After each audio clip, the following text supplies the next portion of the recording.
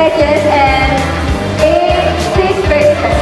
I think, sa mathematics, kailangan mo lang matutuhan kung ano yung fundamental concept and theories para ma-solve mo yung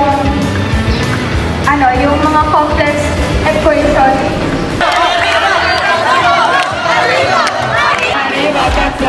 Dahil dito, makakaroon kami ng panibagong knowledge regarding on different aspects of mathematics.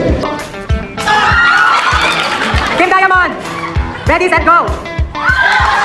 Team Triangle! Go! Team Square! Team Pentagon! IGS! Batag! Batag!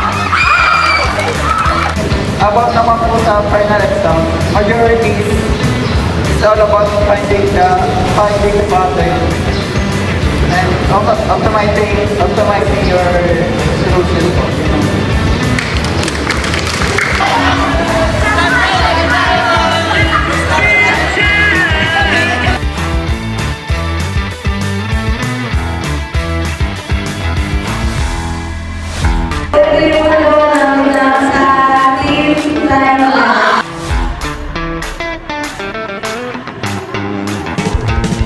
In the diagram, we have 4 spaces, 4 vertices.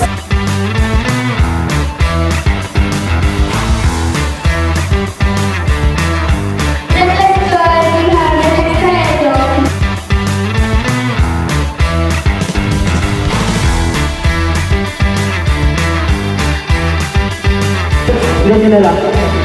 Then,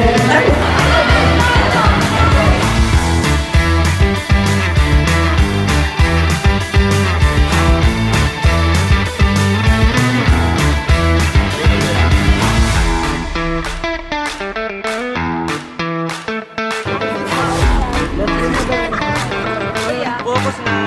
Focus na ni.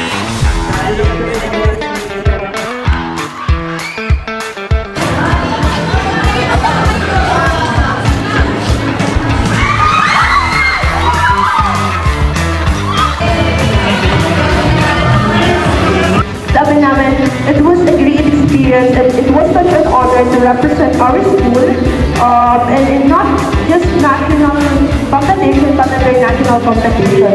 And also, I would like to take this opportunity to thank Kuya Esma, Ma'am Carbonell, and to the other people who supported us along the way of our journey in International Youth Month Challenge Competition.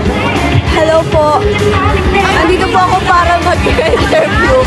Ano pong masasabi niyo ngayong event natin? Ano masasabi? Masaya?